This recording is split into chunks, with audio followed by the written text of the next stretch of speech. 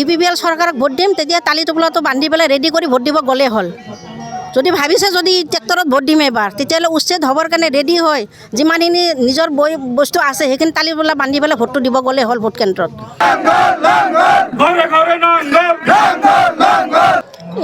Office মুকলি কৰাৰ আমাৰ উদ্দেশ্য হৈছে আমি ইয়াতে ছাৰক বিপুল ভোটেৰে জয়যুক্ত কৰিব লাগে আমাৰ অঞ্চলত দুৰামাৰী হেকাইপাৰা প্লাছ জাউলীয়াপাৰা বিগত 2020 পৰা আমাৰ গাঁৱৰ ৰাইজে পূৰা ভুক্তভোগী হৈছে ক'ব গ'লে খাবলৈ ভাত নাই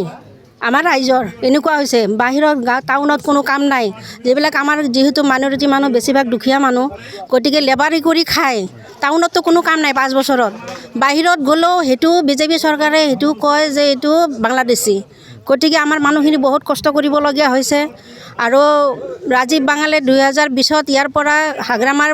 ছাৰৰ লৈ পেলাই বেনাৰ লৈ পেলাই বিপুল ভোটেৰে জয়যুক্ত হয় তেখেতে 5 বছৰ আমাৰ ইয়াতে কোনো এবাৰো অহা নাই খবৰ ল'বৰ কাৰণে এবাৰো অহা নাই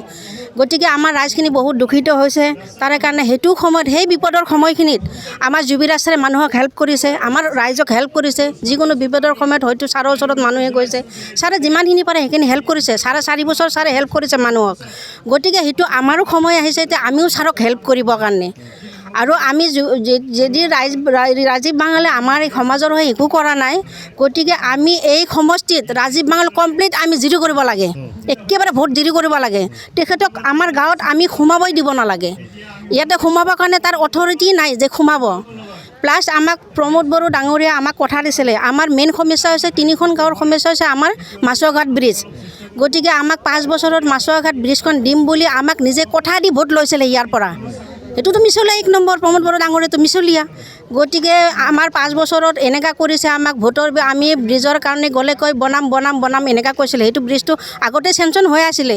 চেংচন হোৱা ব্ৰিজটো আমাৰ যিটো BPFৰ কণ্ট্ৰেক্টৰ ঠাইবা আছিলে ঠাইবাক আমি চাৰেণ্ডাৰ কৰা হৈছে সিহঁতৰ ব্ৰিজখন বনাম বুলি সেইটো আমি অফিচত গৈ প্ৰপ'জেল বনাইছোঁ তাৰপিছত লৰেঞ্চ আছিলে সেইটো গৈ নিজে মাটি নি পেলাই সেইটো হেৰি কৰিছে মানে ঠাইবাক চাৰেণ্ডাৰ কৰাইছে সিহঁতৰ কণ্ট্ৰেক্টাৰ দি আমাৰ ব্ৰিজখন কৰিব কিন্তু সেইটো প্ৰপ'জেলটো বনোৱাৰ পিছত অফিচিয়েলি প্ৰপ'জেলটো তুৰন্ত গাইব কৰি দিছে নাই মানে প্ৰপ'জেলটো নাই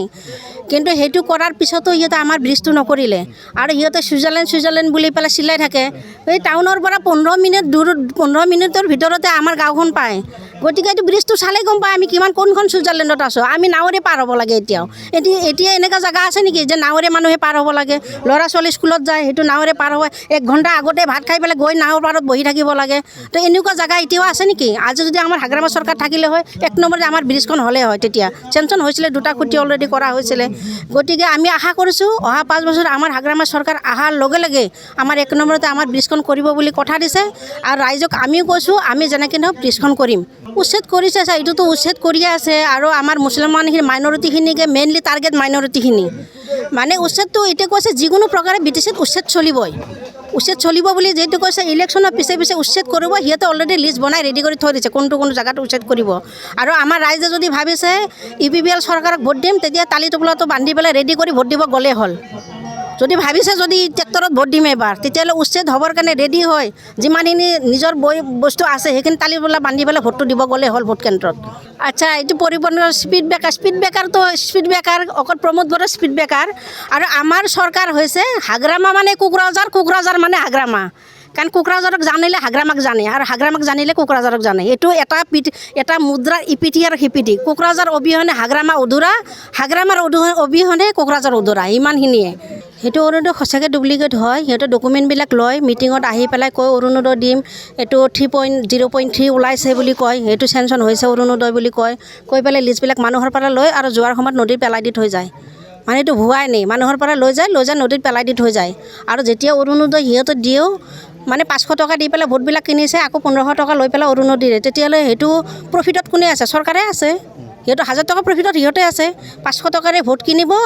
আৰু সিহঁতে 1500 টকাৰে অৰুণোদয় দিব তেতিয়া প্ৰফিটটো কাৰ থাকিলে চৰকাৰত থাকিলে নে আমাৰতো ৰাইজৰ নাথাকিলে আমাৰ ৰাইজতো আমাৰ মানুহখিনিতো পিছপৰা মানুহ নাই সিহঁতেতো ইমান নাজানে গতিকে সেইটো আমাৰ মাটিৰ পটা লাগিব। আমাক আমাৰ হাগ্ৰামা ছাৰলৈ অনুৰোধ, যেতিয়া চৰকাৰ আহিব, ছাৰেতো কথা দিছে আমাক যে 6 শিডিউল অনুসৰি যিটো আমাৰ BTC 2003 আগত অহা যিমান জাতি জনগোষ্ঠী বিভিন্ন জাতি ধৰ্মৰ যিবিলাক মানুহ আছে সকলোৱে মাটিৰ পটা দিয়া হ'ব বুলি আমাক কথা দিছে। সেইটো আমি নিশ্চয় আশাবাদী, আমি মাটিৰ পটা পাম বুলি পেলাই আশাবাদী। গতিকে ইয়াতে কোনো ভয় খাব নালাগে। এতিয়া হাগ্ৰামা ছাৰৰ চৰকাৰ অহাৰ পিছত কেতিয়াও উচ্ছেদ নহ'ব ইয়াতে। আৰু সেই 6 শিডিউল অনুসৰি মানুহে শান্তিৰে আমাৰ 3টা হেৰি লৈ পেলাই আমাৰ BTCৰ ইলেকশ্যনত হেৰি কৰিছে, শান্তি প্ৰগতি আৰু উন্নতি। গতিকে আমি শান্তি প্ৰগতি আৰু উন্নতি এই 3টা আমি লক্ষ্য আগত ৰাখিয়ে আমাৰ নিৰ্বাচনত আমি আগবাঢ়ি যাম। ইনশাআল্লাহ আমি নিশ্চয় জয়যুক্ত হ'ম। আমি BPF চৰকাৰক ভোট দিব বুলি পেলাই আমি মেছেজ দিম এইটো, কাৰণ 100% দিব লাগে। যিহেতু আমি ইয়াতে থাকিব লাগিব, আমাৰ জন্মৰ জেগা, যিহেতু আমি ইয়াতে বসবাস কৰিব লাগিব, আমি শান্তিৰে থাকিব লাগিব। গতিকে যদি PPL চৰকাৰক ভোট দিয়ে তেতিয়াহ'লেতো উচিত হ'বই হ'ব, 100% হ'ব। গতিকে সেইটো কাৰণে আমি হাগ্ৰামা ছাৰক যেনেকৈ চিফ বনাবই লাগিব। হাগ্ৰামা ছাৰক চিফ বনাব লাগিলে আমি নিজৰ সমষ্টিবিলাক জিতাব লাগিব বিপুল ভোটেৰে, তেতিয়াহে আমি ছাৰক চিফ বনাব পাৰিম। গতিকে ৰাইজলৈ ইমানখিনি অনুৰোধ যাতে আমি প্ৰত্যেকটা সমষ্টি আমি ছাৰক বিপুল ভোটেৰে যাতে জয়যুক্ত কৰিব পাৰোঁ, যাতে আমি চিফ হিচাপে আকৌ আমি আগতেও প্ৰমোদ বড়োক চিফ মানা নাই, এতিয়াও নামানো। আমাৰ চিফ আগতেও হাগ্ৰামা আছিলে, এতিয়াও থাকিব, আগলৈও থাকিব।